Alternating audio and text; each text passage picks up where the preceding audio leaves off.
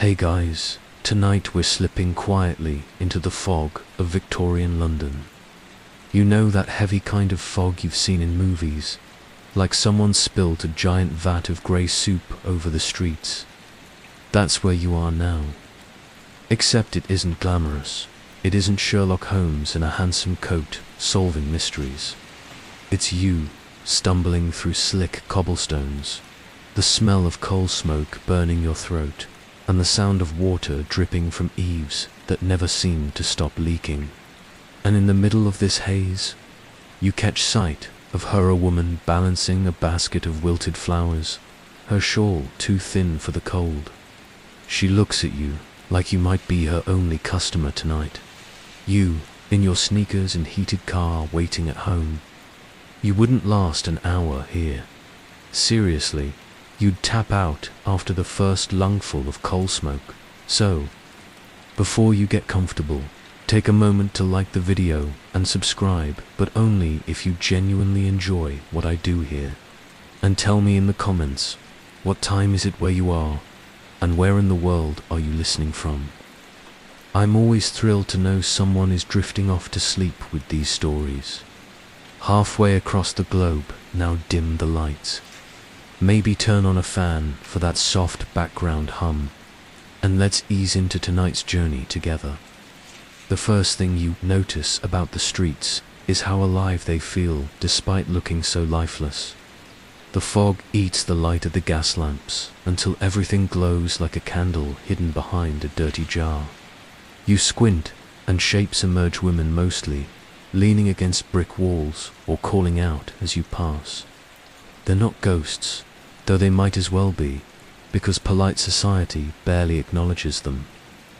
They're flower girls, match sellers, peddlers of ribbons, pins, and whatever tiny items could be bought wholesale and carried in a basket without breaking your back. Imagine trying to pay rent today just by selling single-use phone chargers on a corner. That's their version, except with damp roses and half-dead carnations. And you stand there, your breath mixing with the coal smoke, realizing every one of these women is risking something just to be here. Risking the chill, of course. Risking the sneers of gentlemen who prefer not to be reminded of poverty. Risking the police, who could fine them for blocking the pavement. Even risking thieves who saw a woman with a few coins as fair game. Yet here they are, because what else could they do? You hear the sharp voice of one vendor, no older than 20 but looking 40 under the streetlight. "Matches, sir, a penny for a box." She sounds hopeful, but there's that flat edge to her tone, like she already knows the answer. You realize the average factory wage might just stretch to bread, while her earnings depend on the kindness of strangers who rarely bother to look down. And yes, this was the era when people romanticized the match girl, painting her as pitiful and sweet. The reality: selling matches in the fog was like being stuck with a lemonade stand during a hurricane. The cobbles are slick under your shoes, and every step reminds you this isn't some museum diorama.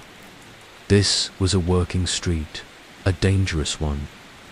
You catch a glimpse of a constable's silhouette, the brass buttons shining faintly through the fog. The vendors tense, pulling baskets closer, whispering bargains a little softer. Technically, they were supposed to move along, not linger. But where do you go when home is a single rented bed in a cellar with 6 others waiting for their turn to sleep? One woman shifts her basket toward you, small paper cones filled with roasted chestnuts, the smell warm and nutty against the sour stench of horse manure. You can't help but smile, because even here in the bleakness, there's comfort. That smell is the Victorian version of a pumpkin spice latte. Cheap, a little burnt, but enough to trick you into thinking life might be cozy. A horse-drawn cab rattles past, wheels splashing water onto skirts already caked with grime. The woman selling chestnuts mutters something you don't catch, but the sarcasm carries. sharp enough to cut through fog. You laugh quietly, because it's the same energy as someone cursing at an Uber driver blocking the crosswalk today. Some frustrations never change, only the vehicles do. Your eyes wander again, and you notice children darting around the vendors, some helping, some pretending to help, some just trying to snatch an apple or ribbon when no one's looking. One boy grabs a flower and runs, his bare feet slapping against stone, vanishing into the mist before anyone can chase him. The woman sighs. She doesn't scream, doesn't run after him. Flowers are cheap, and chasing is wasted energy she'll need just to stand here until midnight. You think about how thin her shawl is, and how you complain when your heated jacket battery dies after 2 hours. She doesn't have a backup power bank. She has her own body heat and a constant shuffle of her feet to keep blood moving. Historians still debate just how many women made their living this way versus supplementing income from laundry or sewing. But either way, the streets were their stage. And every night was opening night, whether they felt ready or not. The fog thickens, your breath visible in front of you, and suddenly the gaslight above flickers, dimming until it looks like a star about to die. The vendors shuffle closer together, forming a loose cluster for safety. Not friends, not exactly, but allies in a shared misery. One begins humming softly, maybe to herself, maybe to calm the rest. It's a melody you don't recognize, lilting and thin, but in this moment, it carries. And you realize how absurdly fragile the whole scene is. These women, singing in the fog, selling scraps and tokens, holding off the cold and hunger with voices and baskets. You stand there longer than you expect, just breathing, just listening. The hum of the city is quieter now, muffled by the fog. You imagine yourself one of them, clutching a basket, calling out in the damp, your voice ignored by dozens before one kind soul finally stops. You feel the weight of the coins in your pocket, as if they're suddenly heavier, and you know, deep down, that if you had been born here, in this year, in this city, you'd probably be one of them too. Not the buyer, the seller, and the thought chills you more than the fog ever could. So you keep walking, your steps slow, the cobblestones slick, the fog curling around your ankles like a cat. The women fade in and out of view, voices rising and falling like a tide you can't control, and the night stretches endlessly ahead, promising more damp, more smoke, more struggle. Yet for them, this is life. For you, it's just the beginning of the night's story. The air is still heavy from the fog, though now the mist has loosened enough for you to see the edges of the street. And there, waiting like fragile posts along the pavement, are the women. You notice them because no one else seems to. They stand with trays strapped around their necks. Tiny wooden stages where their lives balance, matches stacked like bones. Flowers wilting faster than hope, ribbons curled as if they might flutter into something finer.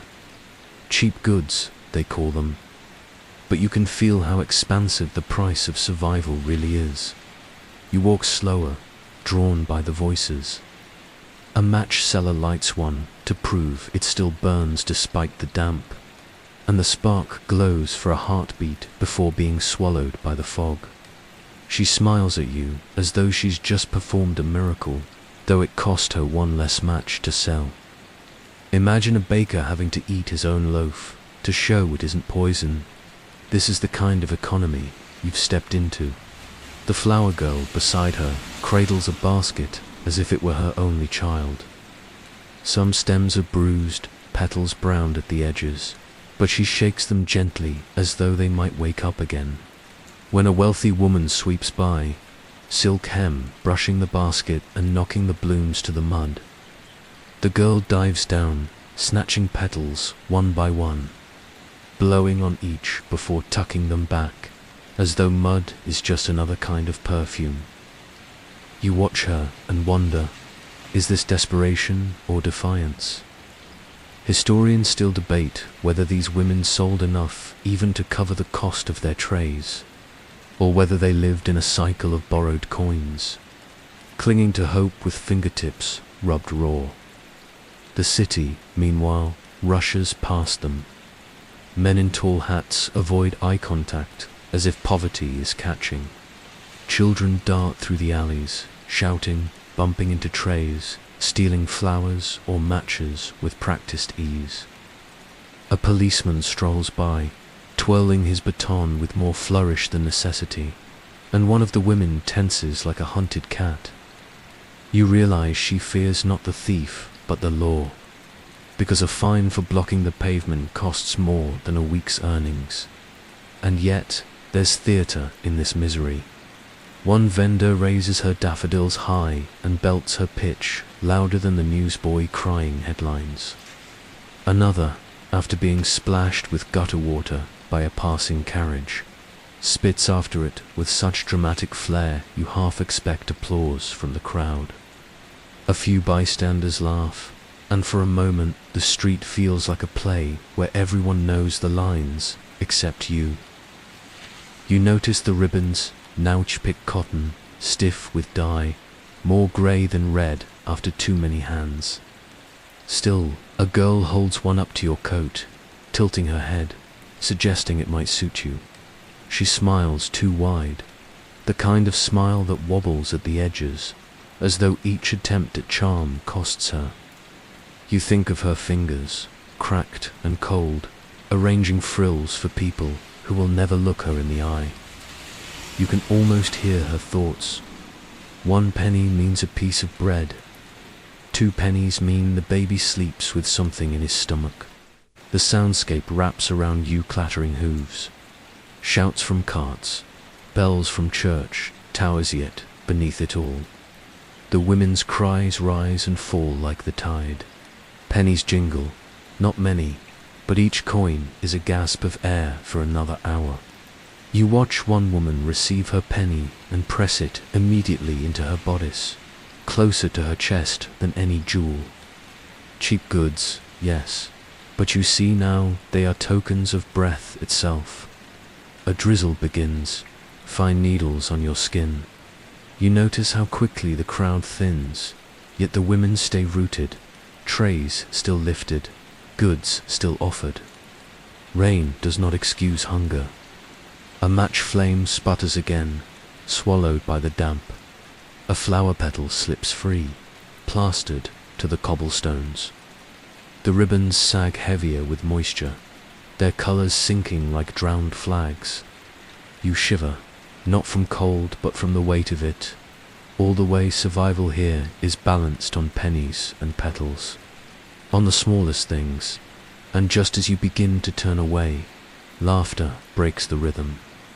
2 sellers lean against each other, joking about a man's ridiculous hat, their giggles bursting through the gloom like sparrows darting from smoke. It is the sound of resistance, quiet but alive. They laugh, they spit, they call out again.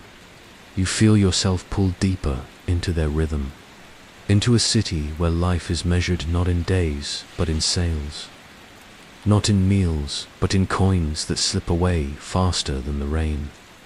The drizzle that began like a nuisance does not politely end. Instead, it thickens, needles turning to ropes, ropes into sheets. Before long, the street is a watercolor painting left out too long, edges bleeding, colors running together. You stand beneath it with them, no umbrella in sight, because umbrellas cost money, and money buys bread first. Your shoulders soak through, your hair sticks against your forehead, and you realize just how quickly a city can dissolve under clouds. The women do not scatter. They cannot. Their entire day depends on coins dropping before raindrops fall. Matches become useless. Who needs fire when the sky is already drowning you? Flowers slump, petals collapsing inward, stems snapping beneath the extra weight. Ribbons, once curled like hopeful smiles, now cling like wet laundry on a sagging line. Every item on their tray is an enemy in the rain, sabotaging them silently. You watch one girl tip her tray, trying to let water run off the wood. She shakes a ribbon as though wringing it dry might restore its shine, but it only frays more. A man rushes by with his cloak drawn tight, splattering mud over her goods. She curses not loudly, not daring, but under her breath, like a prayer no one answers. Another woman holds her matches under her apron, as if her body heat alone can shield them. It's a futile battle, damp wood, damp hands. DAMP world. A boy with a basket of violets tries to sell to a gentleman ducking under a shop awning. The man waves him away, muttering that wet flowers will stink.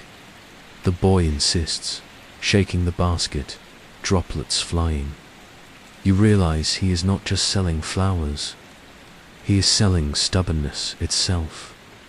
Still, no coin appears.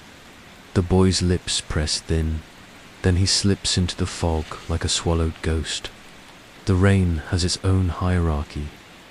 The rich have carriages polished black shells that glide through puddles while others drown in them.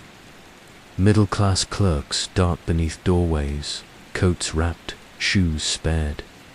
But the women remain in the open, trays their anchors. Their hair slicks flat, their dresses darken several shades, their shoes squelch with each step. The city becomes a chorus of dripping cloth and squishing leather.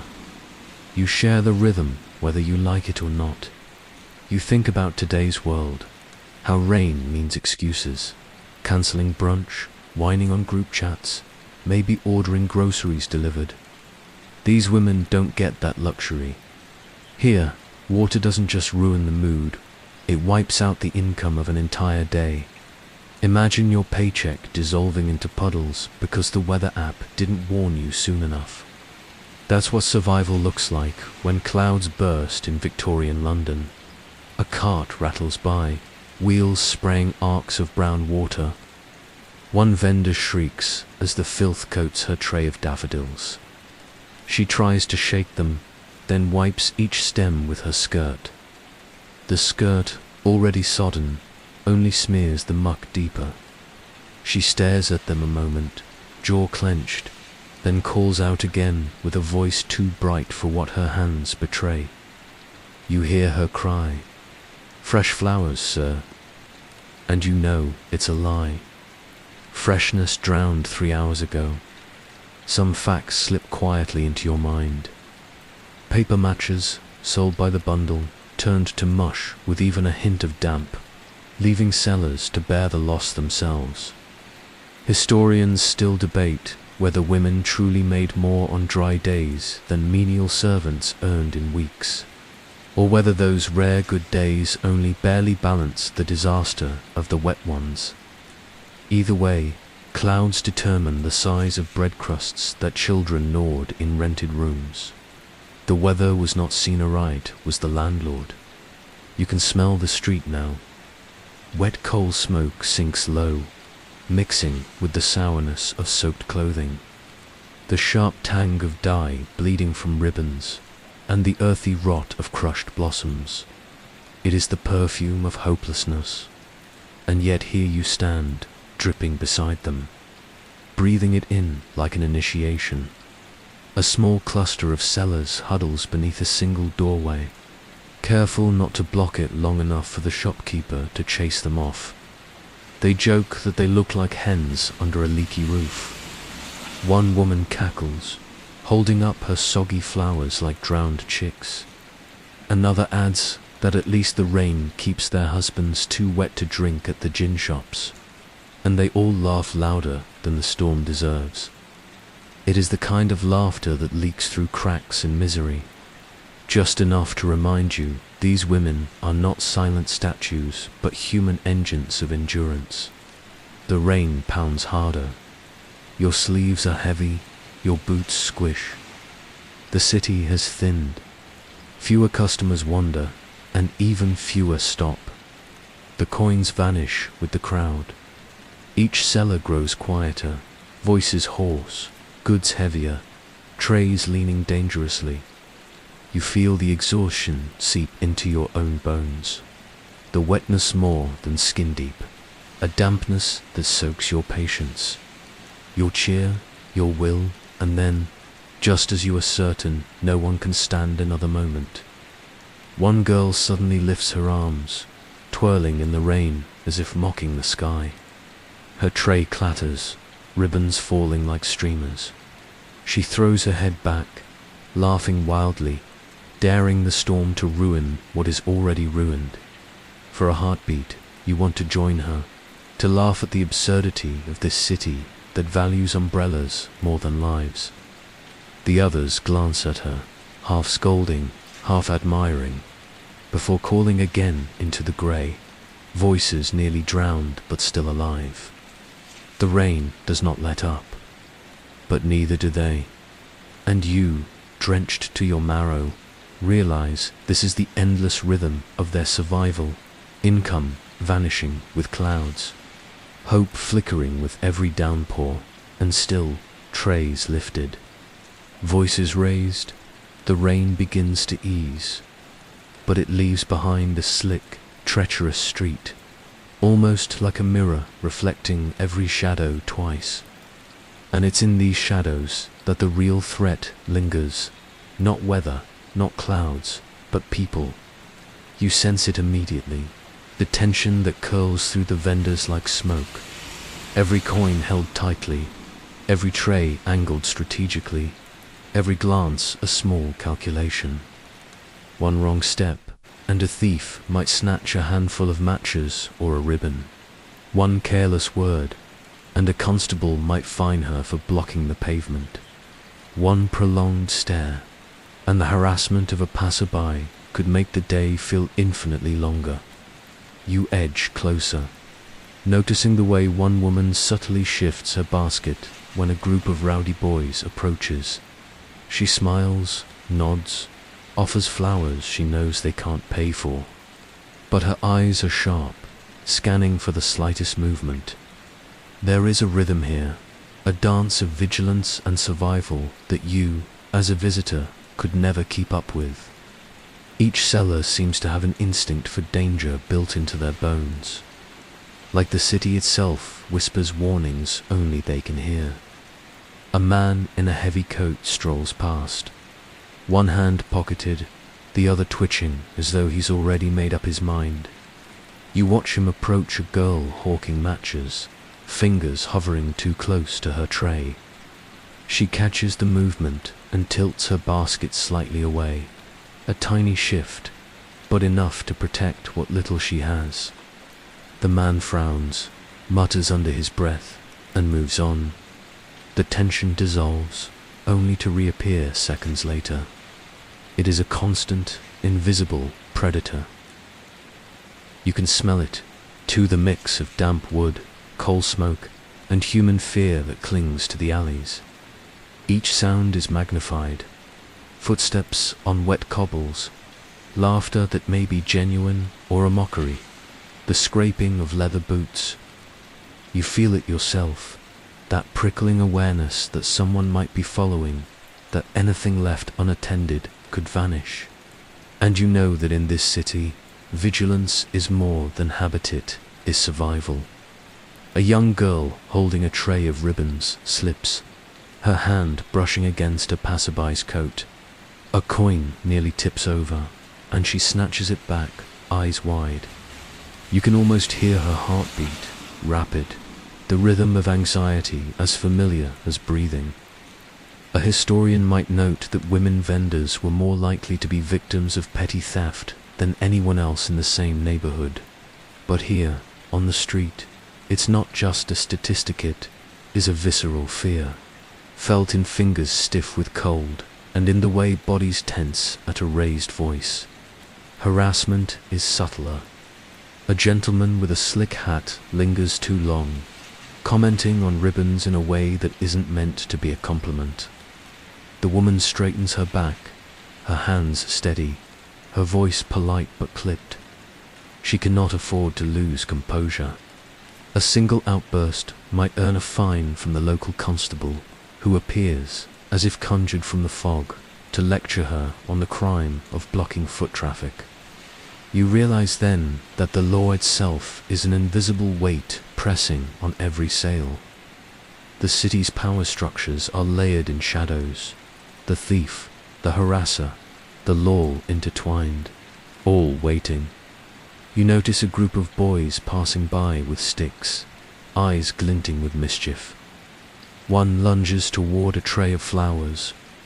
The woman reacts instantly, sliding her basket to block him. The boy laughs, shoves, and runs off, and she lets out a breath she didn't realize she was holding. You catch yourself exhaling too, the tension contagious, and it strikes you. This is not just a morning's work. It's constant negotiation with chance and danger. Even among themselves, the women are wary. Alliances form subtly, whispered warnings about which streets are safe, which boys are trouble, which constables have shorter tempers than others. One woman nods at another, a silent message. Watch out for the man with the brown coat. It is a network of knowledge, learned not in books, but in the relentless daily grind of survival. You consider what you know about today's world security cameras, alarm systems, police patrols, and realize just how exposed these women are. Here, you must rely on instinct, speed, and a steel trap awareness of every moving shadow. A dropped coin could be gone before your mind even registers it. A tray overturned could be ruin. And yet, they operate with a calm that would make you dizzy if you tried to imitate it. A performance of grace under siege. You catch a glimpse of the edges of the street where a couple of constables loiter. One tips his hat, eyes scanning, and you understand immediately that their presence is not protection, it's surveillance. Any excuse to fine, to threaten, to disperse. The women adjust accordingly. Voices lower, trays angled differently, eyes flicking upward constantly. The city itself conspires against them, and still they persist. You feel the weight of it, the constant, low hum of danger. You realize that the very act of selling matches or flowers is like walking a tightrope above a pit of invisible threats. And yet, despite it all, the women persist. Their trays wobble under hands, slick from rain.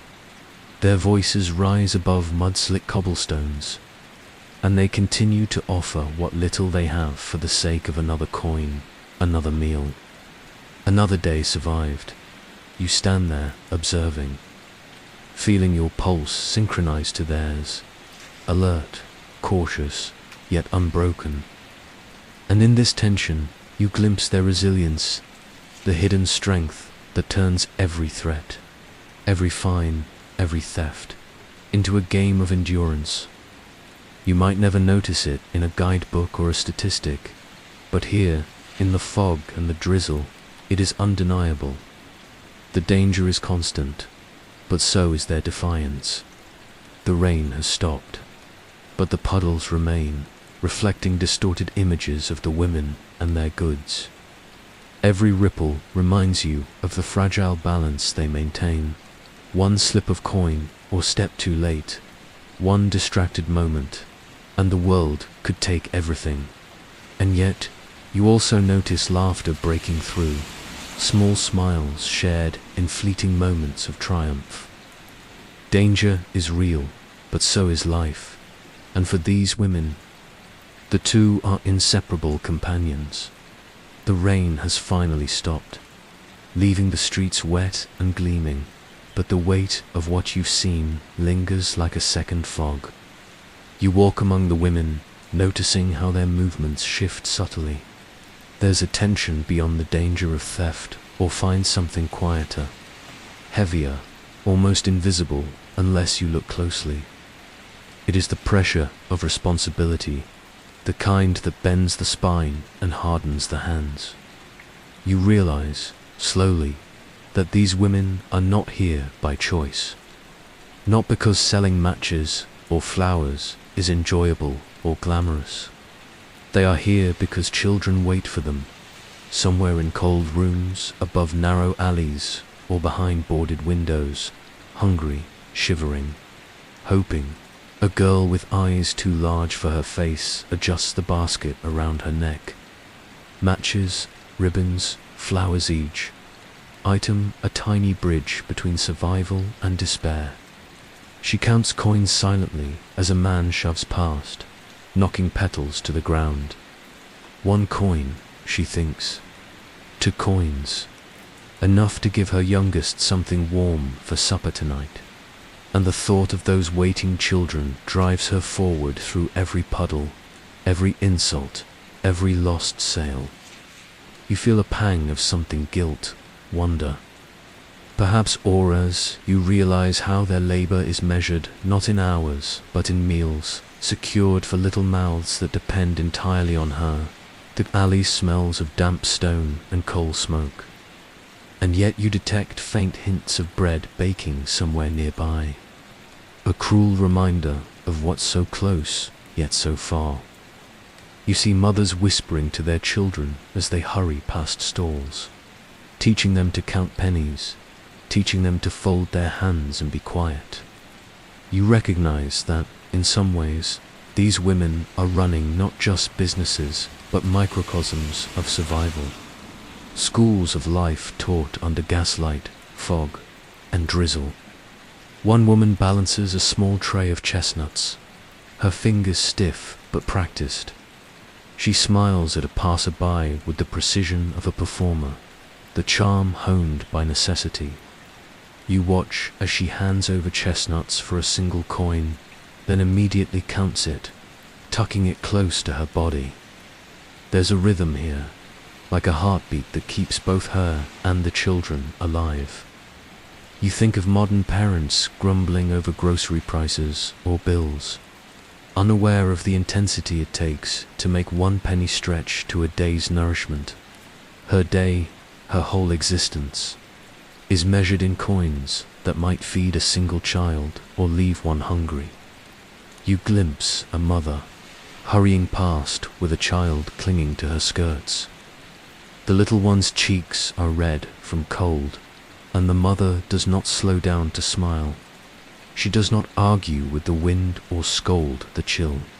She is already imagining the stew she cannot yet afford, the damp blanket she hopes will suffice, the little cough she prays won't become something worse. These women are suspended in a constant state of calculation, negotiating the city as if it were a ledger, balancing expenses against hunger, survival against exhaustion. Some facts make your heart tighten. Historians still debate exactly how many children went to bed hungry, even when their mothers worked all day in the streets. Estimates vary, but the grim reality is clear. For many, a mother's tray of matches or flowers might be the only hope for warmth or food. A coin slipped into a palm could determine whether a child slept with an empty stomach or not. Survival here is never abstract. It is a visceral, immediate concern, mapped out in bread crusts and coal fires. And yet, life persists in small, stubborn ways. You notice one girl singing quietly, softly, almost to herself, as she arranges her ribbons. A passerby glances at her and buys a bundle knot, because the ribbons are valuable, but because something about her persistence strikes them. A few coins, tucked away carefully, become the literal difference between comfort and misery upstairs. You feel the intimacy of it, the invisible threads connecting her street to the bedroom of a child, her effort echoing in tiny hearts asleep above damp floors. The humor is subtle but present. A boy runs by, pretending to steal a flower, and she scolds him with mock severity. He laughs and bows theatrically before fleeing, and she shakes her head, lips twitching. You catch yourself smiling too, because even in survival, even in struggle, humans find ways to inject absurdity into life. A fallen petal becomes a stage prop, a misplaced coin a drama in miniature. You notice a woman juggling two baskets, one full of matches, the other of ribbons. Her youngest peeks from under a hood, eyes wide, clinging to her coat. The mother counts coins frantically, whispering to herself, tallying food for tomorrow. You imagine yourself trying the same feat to day-balancing spreadsheets, bills, and lunchbox, and realize just how incomparably harder her life is. And through it all, you sense the resilience. The children waiting in cold rooms are not forgotten, even for a moment. Each sale, each coin, each careful gesture is part of a system of survival that extends beyond the street. You begin to understand that true courage is quiet, embodied in small hands that clutch trays, in worn shoes that shuffle through puddles, in eyes that measure danger but focus on hope. By the time you turn your attention to the end of the street, the light has shifted. Shadows stretch long, and the wet stones glint like polished mirrors. You notice the subtle solidarity among the women, a gentle nod here, a shared glance there, each understanding the stakes without needing to speak. Hunger, risk, responsibility, they carry it all, together and alone. You realize that survival in Victorian London was not just about endurance. It was about love measured in pennies and patience. And as you walk, trailing behind them, you feel the weight of their day seep into your own body. You think about the children waiting upstairs, the cold rooms, the tiny hands reaching for bread or warmth. You understand that each coin in their palm is a story, a heartbeat, a life saved or sustained. The burden is immense, invisible to the casual observer, yet it shapes every choice, every step, every breath. And somehow, against the odds, they carry it forward, silent, tireless, unbroken. The chill from the day clings to your bones. But the women continue to move through the streets with uncanny agility, as if the city itself bends around them. You notice now not just their resilience, but the clever ways they manipulate the world, bending chance and attention to their favor. Their tricks are subtle, almost imperceptible unless you pay close attention. A song drifts from a corner, soft yet melodic, catching your ear before you realize its allure. A vendor croons a gentle tune, encouraging passerby curiosity, almost like a magnet made of sound. You think of modern advertising jingles except these melodies carry hunger, desperation, and hope in every note. One woman stands near a lamppost, tray in hand, and spins a story of woe. She talks quietly to a wealthy passerby about how her child is sick, how the rain ruined yesterday's earnings, and how only a small coin could keep them from misery tonight. You almost flinch at the precision of it. It's storytelling honed to a razor's edge, each word measured, each pause deliberate. You realize that selling matches or ribbons is not just commerce's theater, manipulation and survival rolled into one. Historians still debate how often these sub-stories succeeded versus the many days when no coin changed hands, leaving the women to whisper promises to empty rooms upstairs. Damaged goods are another puzzle entirely.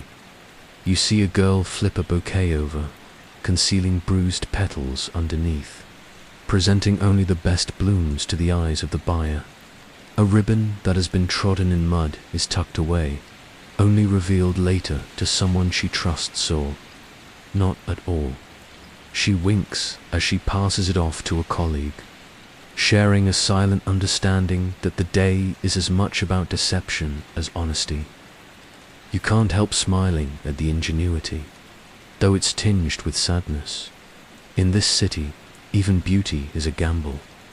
You notice how these methods are not chaotic. Singing, storytelling, hiding flaws, they form a rhythm that pulses through the streets. A choreography learned by trial and error. A boy runs past, pretending to be lost, prompting a sympathetic glance from a young vendor. She tosses him a ribbon, but it's a trick. She knows he will return it to her later, perhaps with a coin from his pocket. The layers of strategy unfold like clockwork. You marvel at the human ingenuity that emerges from necessity, thinking how absurd it would be to train marketing interns to sell daffodils in mud puddles. The music continues, soft and persistent. A woman sings about a lost kitten as she offers matches, each note tugging at the heartstrings of a passing man. He smiles, hands over a coin, and moves on, unaware of the tiny choreography that produced the transaction. You realize that each sale is a small negotiation with emotion itself, a transaction of empathy as much as currency. It's a skill both natural and learned, blending instinct with the brutal lessons of the streets. Humor finds its place even here. One vendor tells a child that her flowers can ward off the Rainan absurd claim. Yes, but the child giggles and tugs a coin from its mother's pocket. Another sings so off-key that she draws curious attention. Yet laughter comes from onlookers, and curiosity always leads to a sale. The absurdity, you note, is survival's companion. Even in misery, human nature seeks amusement, no matter how small or fleeting. The use of misdirection is remarkable. A tray is tilted so that only the best items show, while the rest lie hidden beneath a cloth, invisible to hurried eyes. Coins exchanged quickly, smiles exchanged faster. You catch one woman glance around, ensuring no passerby notices the hidden goods, then silently signals another vendor down the street. There is a silent economy of knowledge here, a network of tricks shared not in writing, but through observation, mimicry, and whispered advice. You watch a girl bend low, murmuring to a mother that her ribbons will cheer a sick child. The mother buys one, perhaps more, because she believes in the story. The truth. The ribbons were partially frayed, the flowers slightly wilted, the matches dampened. But belief, the illusion of care, is currency just as potent as gold. It strikes you that survival here is a constant negotiation between reality and perception. And these women are masters of both. Even the city itself participates. Shadows and narrow alleys provide concealment for these small schemes. Gas lamps illuminate just enough to attract attention without revealing everything. You notice how a quick step to the left, a tilt of a basket, a well-timed coffle act as tools in the delicate orchestration of trade. In a world without social media or marketing agencies, these women have created their own systems of persuasion, relying on human instincts as much as skill. By the time you glance down the street, the patterns repeat: singing, storytelling, hiding flaws, subtle eye contact, each method overlapping, interweaving into a complex choreography. You realize that clever survival is not optional here. Without these tricks, the day would be lost, coins would vanish, children would remain hungry, and the delicate balance between endurance and collapse would tilt irrevocably. You stand in awe of their ingenuity, understanding finally that in Victorian London, survival is part skill, part theatre, part sheer audacity, and you, trailing behind, begin to recognize the rhythm almost subconsciously humming the songs they use to charm coins into pockets, imagining the stories whispered to strangers, the clever concealments tucked under worn skirts. It is a world of small deceptions, of artful survival, of resilience encoded in song, smile, and sleight of hand. The fog has thinned, and the streets are quieter now, but the city refuses to sleep. You follow the women as they move toward the glow of lanterns clustered along the cobblestones, and suddenly the night comes alive. It's a bustle of shadows and warm light, a midnight market humming with the soft clatter of trays, the low murmur of conversation, and the occasional shout of a coachman impatient for his drink or supper. You wander in, drenched and tired, but captivated, realizing that survival here has shifted from daytime cunning to nocturnal endurance. Women carry trays of bread, cheese, steaming pies, and mugs of watered-down ale, their fingers wrapped around coins with the same care they once reserved for matches or flowers.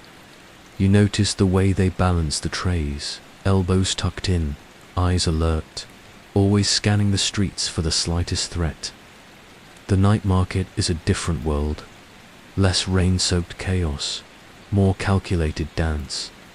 Each step choreographed to catch a passing customer while avoiding collisions, spills, or interference from drunken patrons. It strikes you as both art and endurance, a combination modern fast food vendors might envy if they had to navigate cobblestones in the dark, while carrying hot pies instead of plastic bags. A coachman lumbers past, mud-slick boots slapping against the wet stones.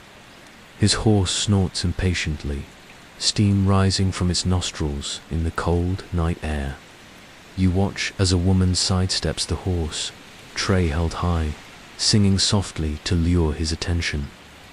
The song is not pretty off-key, scratchy, yet oddly mesmerizing.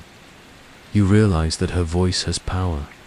It is both a beacon and a shield, attracting coins while keeping the more aggressive customers at a respectful distance. You chuckle, thinking how absurd it would be today to pitch a meal with nothing but a tinny hum of a jingle over speakers in Times Square, hoping tourists throw loose change into your hands. Here, charm, skill, and timing replace technology.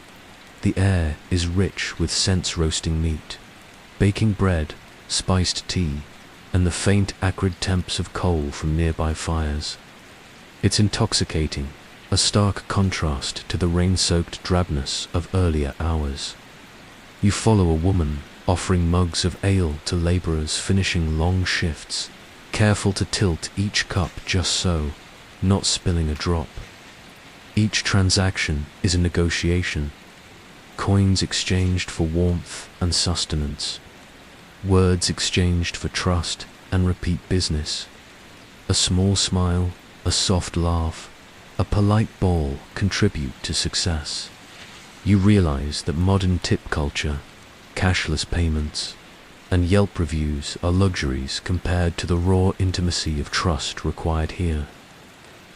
A group of women cluster near a lamppost, trays piled high with pastries. You notice how they signal each other subtly.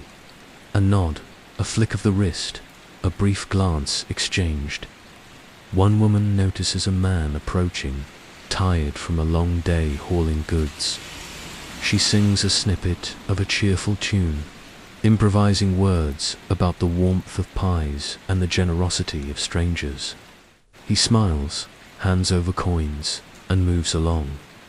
You can't help but admire the elegance of their improvisation, the way each movement, each note, each glance is both art and survival. The night is alive with dangers and oddities.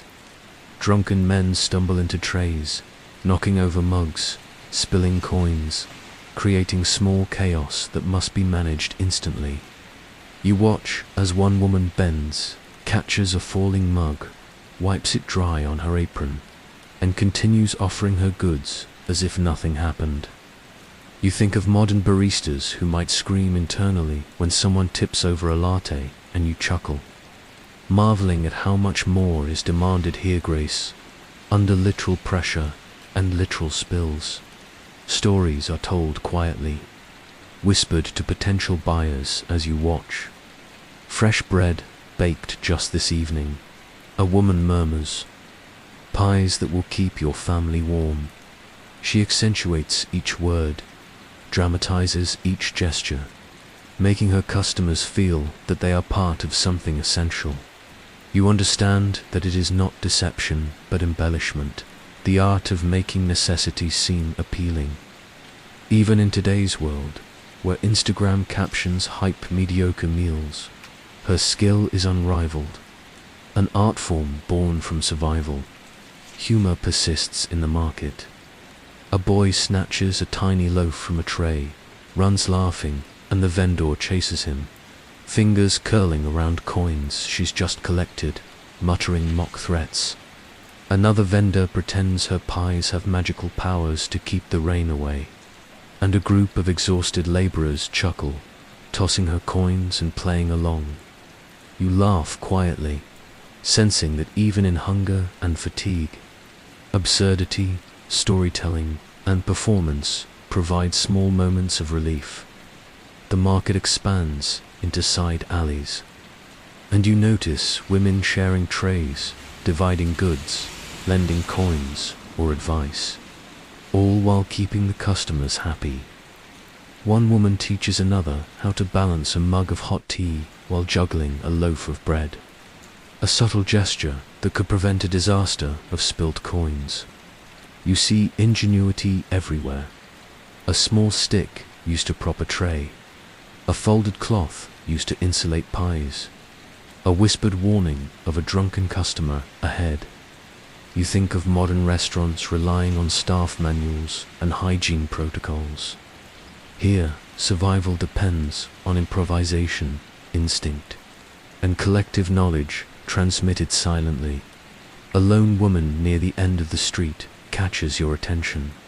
She smiles, offers a slice of pie to a weary laborer, and they converse in murmurs about their families, about warmth, about bread. The exchange is intimate, a fleeting connection between survival and comfort, between anonymity and human touch. You notice the threads of continuity. Earlier in the day, women had sung, hidden goods, told sob stories. Now, in the night, they transform into providers, entertainers, caregivers, balancing fatigue and necessity with an ease that seems impossible. And as you drift through the market, absorbing the smells, sounds, and warmth, you realize the night itself is a stage. Lanterns cast halos, steam rises from pies and mugs. Laughter and song mix with clattering coins and the soft murmur of tired feet on cobblestones. The women are performers, strategists, caretakers mastering a world far harsher than any modern food court or busy street corner. You can almost see the rhythm, the choreography of survival encoded in every glance. Every step, every small gesture by the time you step back. The glow of the lanterns reflects off wet cobbles like tiny, imperfect mirrors. You feel a connection to these women, a quiet awe at the balance they maintain, feeding themselves, feeding others, warding off trouble, charming customers, improvising tricks, and surviving the night. And despite exhaustion, despite danger, despite the relentless demands of survival, they endure, gracefully and ingeniously, a living testament to the human capacity to adapt, perform, and persist. The night market begins to quiet, lanterns flickering as their warm glow fights back the encroaching cold. You follow the women as they move toward the edges of the street, where the chill bites sharper and the wind carries a sting that makes your ears ache. Here, survival takes a different form. The warmth of conversation and baked pies fades, replaced by tiny braziers glowing like embers in the dark. You watch as the women crouch near them, shoulders hunched, fingers extended, stiff and pale, warming not just their hands, but their very determination. The coins they've earned, so hard-won through singing, storytelling and charm, are slippery in numb fingers, as if the frost itself conspires to make them vanish. A small brazier hisses and sputters, sparks dancing briefly into the night before settling into the black cobbles. You notice the meticulous care, wood added in precise amounts, coal moved with careful fingers, each flame balanced against the wind. One woman shifts closer, wrapping her hands around the warmth, exhaling slowly. You feel the heat wash over her face, and for a moment, the world beyond the flame seems distant, almost suspended.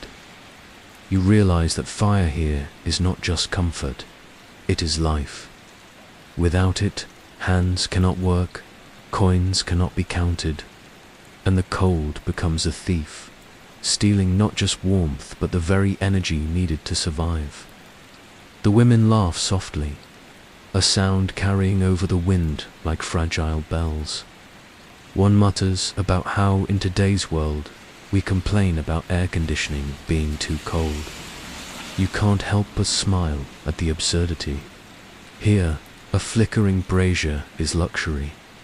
A lost coin is disaster. A moment without warmth is danger. And yet, amid the frost, there's humor and camaraderie. Another woman jabs at a friend's mittened fingers, joking about how even the coins are frozen stiff enough to bite back. The laughter is small but genuine, a soft rebellion against the night's cruelty. You notice the careful dance of keeping the fire alive. Ashes are brushed aside, coals rearranged, tiny gusts of wind anticipated. You see one woman hold her tray near the edge of a brazier, heating both pies and hands simultaneously, the heat seeping into bread crusts and knuckles alike. A historian might note that braziers were used widely in the streets of London at night, but here, in this intimate observation, the brazier is more than technology, it's a lifeline, a companion, a soft glow against the relentless dark. The frost bites further as you move, the wind teasing at scarves and skirts, freezing eyelashes, making every movement deliberate. Coins slip from fingers now and then, bouncing across cobblestones, disappearing into puddles or shadow. You hold your breath as one woman snatches a coin back with a swift motion, her lips pursed, eyes darting to see if anyone noticed. The street itself seems to conspire, turning every moment into a negotiation between survival, chance, and dexterity. You think of modern gloves, coin counters, and heated a tea, none of which could replicate the delicate precision required here. Even as the cold grows sharper, the women are inventive. Braziers are moved closer to customers as pies are sold, warming the hands of buyers too. You watch as a woman balances the heat of her fire with the need to protect goods, to maintain distance from curious strangers, to remain vigilant of thieving hands. It is a choreography born of necessity, a pirouette of warmth, caution, and human connection. You can almost see the rhythm in her movements, the quiet logic behind every step.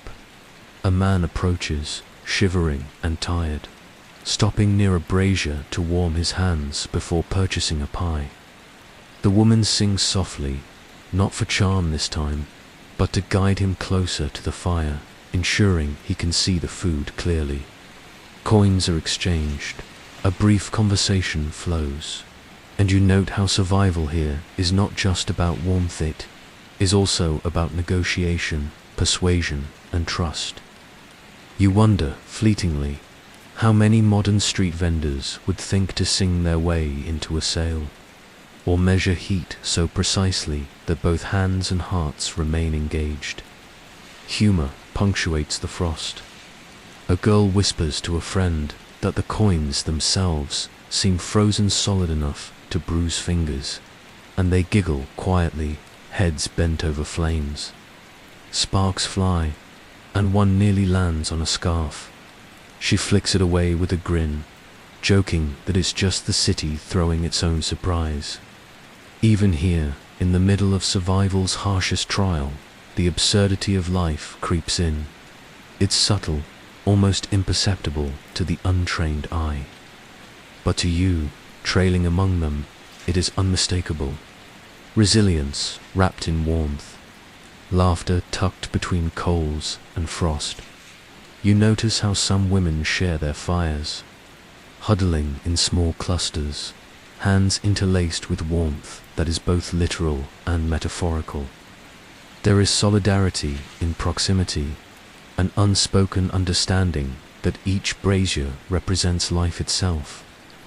You imagine the scene in modern terms campfires scattered across a city street, strangers sharing heat for pennies, but here it feels infinitely more intimate, more precarious, more vital. By now your own hands are cold, but you watch, transfixed, as they manipulate trays, coins, and fires with incredible dexterity. Each motion is deliberate, honed by months and years of necessity.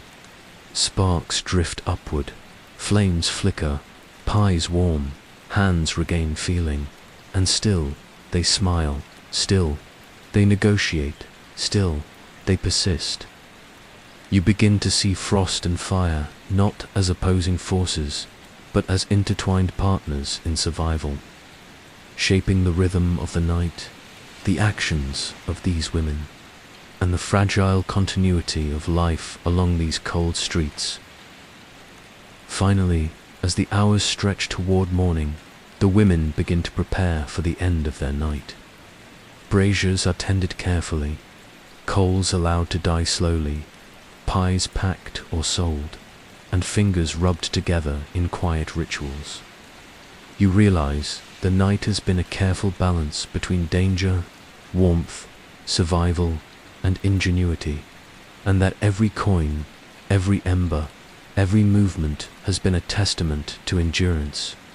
And as you step back, the streets darkening except for residual braziers and fading lanterns, you feel the weight of frost and fire settle gently into your memory, a rhythm of survival that persists long after the coins have been counted and the fires gone. Cold. The wind has settled into a softer whisper now, carrying the faint sense of ash and bread, the lingering warmth from braziers fading into memory.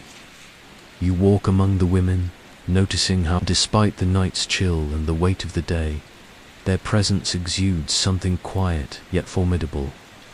It is not the loud defiance of a crowd or the boisterous clamor of a market, but a subtle resilience that weaves through each movement, each glance, each whispered word.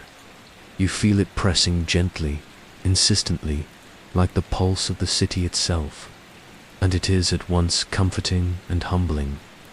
You notice two women near a dim lamp, sharing a single blanket wrapped around their shoulders, while counting coins from the night's sales. They lean close, speaking softly, giggling over minor mishaps, coins dropped in puddles, pies slightly scorched, customers too impatient to listen. Their laughter is fragile but deliberate, a crack of brightness in the otherwise shadowed alley. You realize that humor here is not frivolous. It is a tool of survival. A light-hearted joke, a shared glance, or a teasing remark is a shield against despair, a small rebellion against a city that often ignores them. You almost imagine the same scene in a modern cafe, to baristas sneaking giggles behind the counter after a long shift. But the stakes were 100 times higher. A mother adjusts the coat of her child, who leans against her with sleepy eyes.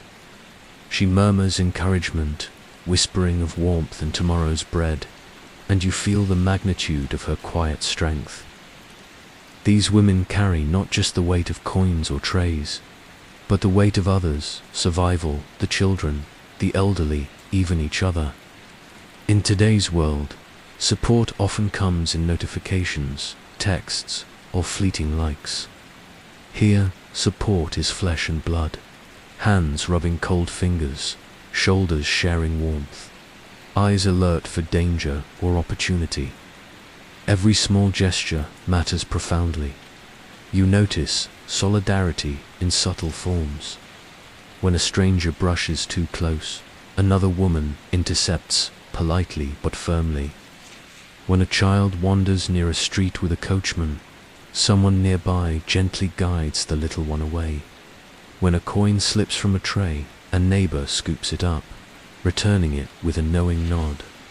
This network of mutual protection is silent, almost invisible, yet you feel its presence keenly. You realize the women's survival does not exist in isolation. It is embedded in a quiet ecosystem of trust and vigilance. Historians still debate just how extensive these informal networks were, but the evidence of communal care is unmistakable in the gestures and glances that crisscross the alleys. Humor, as always, finds a place. One woman teases another about her matchstick fingers, stiff from the cold, comparing them to the frozen coins she just dropped. A soft laugh ripples through the group, and even the children upstairs, peeking from windows, must sense the levity in some way. It is a reminder that even in the harshest conditions, humans find ways to inject absurdity, to carve out small oases of joy amid necessity. You chuckle quietly to yourself, imagining modern parenting blogs discussing resilience while these women embody it with a wink, a grin, and a shared joke. The city's shadows seem to bend around them, revealing the hidden corners where strength quietly thrives. A young vendor adjusts her tray to shield it from the wind, while another moves behind her, silently observing, ready to intervene if needed. You see glances exchanged without words, hands subtly repositioned to guard a child or goods, murmurs shared just loud enough to be heard, but soft enough to keep the nights calm. Each act is deliberate, each intervention unspoken, a choreography of survival honed over countless nights. You notice that resilience also comes from rhythm. The women rock slightly as they stand, adjusting trays, shifting weights from foot to stave off cramps and numbness. Their laughter breaks at intervals, small and deliberate, like punctuation in a story that is told over hours, days, lifetimes. You almost hear the cadence of the street, the shuffle of shoes, the clatter of trays, the sighs, the murmurs, the occasional delighted giggle. It is a symphony of quiet strength, subtle, steady, and reassuring in its constancy. Children peek from doorways, their faces illuminated by faint gaslight, witnessing lessons in endurance that are both tender and practical. They watch mothers balance warmth, trade, and attention with uncanny precision, realizing even if only subconsciously that strength is not always loud. It is soft, adaptable, patient. A mother whispers instructions to her child: count the coins, hold the tray, smile just enough, and you understand that training for survival here is as much about observation as action. In today's world, children might learn resilience from motivational quotes. Here, they learn it from the subtle mastery of everyday necessities. Even the city itself seems complicit, folding around them, offering shelter in alleyways. Pockets of calm where coins can be counted, trays balanced, and warmth shared. A lamppost flickers above, casting a halo that illuminates a fleeting smile, a brief laugh, a whispered encouragement. You feel the intimacy of it, the soft insistence that life persists, not because it is easy, but because it is shared by the time you turn your attention to the distant glow of lanterns fading into early morning mist. You sense a pattern: resilience, humor, vigilance, warmth, solidarity all intertwined, forming an invisible net that allows these women to endure the harshest nights. You recognize it as a quiet kind of heroism, one without trumpets, accolades, or historical fanfare, yet infinitely more profound in its immediacy. And as you walk through the final stretch of the night, you feel the presence of their strength lingering in the air, laughter breaking through darkness, hands protecting one another, eyes alert to danger, hearts beating in unison against adversity. It is a strength that does not shout. It whispers, hums, and glows softly, like the faint embers of a brazier long after the fire has died down. The night has softened to a gentle hush, the last braziers burning low and lanterns casting tired halos across wet cobblestones. You drift alongside the women as they begin to fold trays, tuck away goods, and collect coins with hands still stiff from the cold. The city, which roared and hissed earlier, now sighs quietly, letting only the soft murmurs of footsteps, hushed laughter, and distant voices fill the streets. You watch them move with weary grace, each step measured, each gesture deliberate, a rhythm born from years of knowing precisely when to bend, when to stand, and when to smile. Some pause near doorways, whispering a last encouragement to children still awake, tiny faces glowing in the lantern light. One mother adjusts a blanket, patting a young shoulder, murmuring soft promises of warmth, porridge, and tomorrow. You notice the delicate choreography of exhaustion and care, the way a glance shields a child from the street, how a hand steadies a tray without words, and the quiet pride that radiates from every posture. In today's world, such dedication might be overlooked amid push notifications and endless scrolling. But here, survival itself is the measure of valor. A few women exchange playful banter, teasing about frozen fingers, spilled coins, or misbehaving children.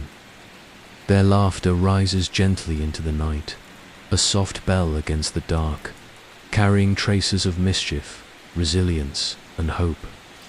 It strikes you as almost musical, a human note that threads through the cold, echoing the patterns you've followed through the day, songs to attract attention, whispered sob stories, improvised tricks, the warmth of braziers, the protective gestures of solidarity.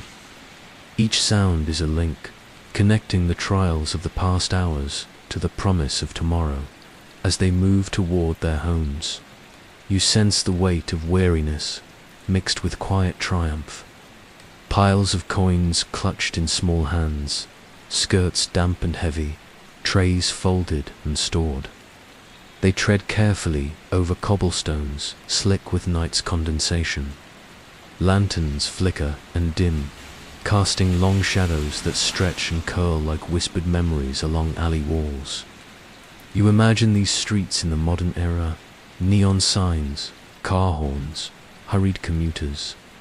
How tame, how insulated it seems, compared to the precarious dance you've witnessed tonight where warmth, trust, and cunning are currency as vital as any coin.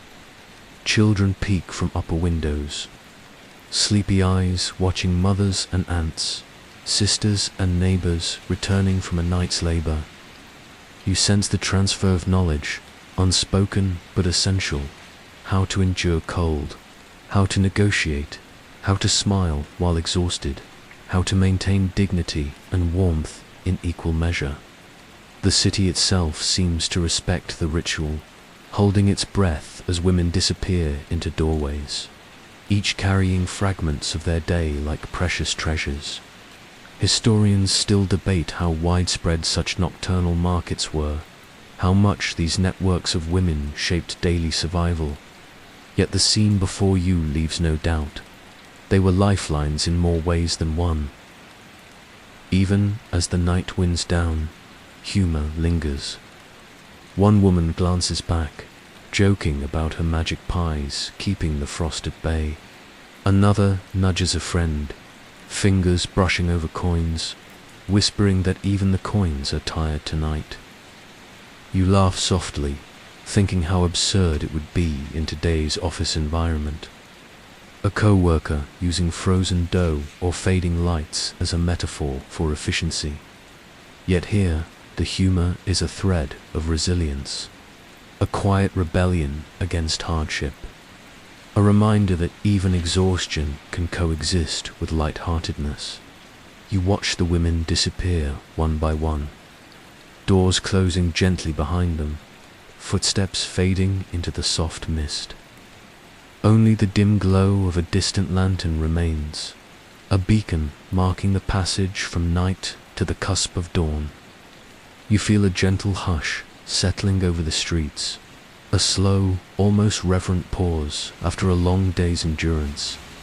The rhythm of survival continues even in stillness. A mother's sigh, a child's deepening sleep, the soft hum of the city waiting for sunrise. And as you linger in the quiet, absorbing the delicate interplay of shadow and light, warmth and chill, you feel the persistence of the women's presence lingering in the air. Their laughter, their courage, their ingenuity, all resonates softly, like a lullaby that stretches across cobblestones and alleys. You imagine their stories carried forward in whispers, traces of their resilience scattered across the city like tiny, invisible coins of experience, reminding anyone who listens that endurance is both quiet and formidable. Finally, the night bends into the first pale light of morning. The streets are hushed, but the echoes of the women's labor, laughter, and care remain. You feel yourself slowing, breathing in the soft, cool air, letting the city and its nocturnal dancers settle around you. The rhythm of their lives, the tricks, the braziers, the songs, the solidarity lingers in your chest, calming, gentle, and profound. The city, now dim and expectant, waits for the sun, and so do the women, carrying the fragile hope of a new day. The pace slows further, your mind softening. You imagine their warmth fading into the early mist, the gentle creak of floorboards as they enter homes, the hush of blankets wrapping tired shoulders. Your own eyelids grow heavy, senses attuned to the city's soft breathing, the lingering scent of coal and bread, the echo of quiet laughter. You let yourself drift, wrapped in the shared rhythm of endurance, resilience, and hope. The night's lessons seeping slowly into dreams, and now, as the last echoes fade and the world holds its breath, you feel a gentle, loving calm settle over you. Breathe in slowly, exhale softly, and imagine the women's laughter and courage mingling with the quiet of your room. Every shadow, every ember, every whispered moment of care dissolves into peace. Let your mind drift with the gentle cadence of resilience. Feel the warmth lingering where frost once held sway, and allow yourself to sink into soft, comforting sleep. End of script. Sweet dreams.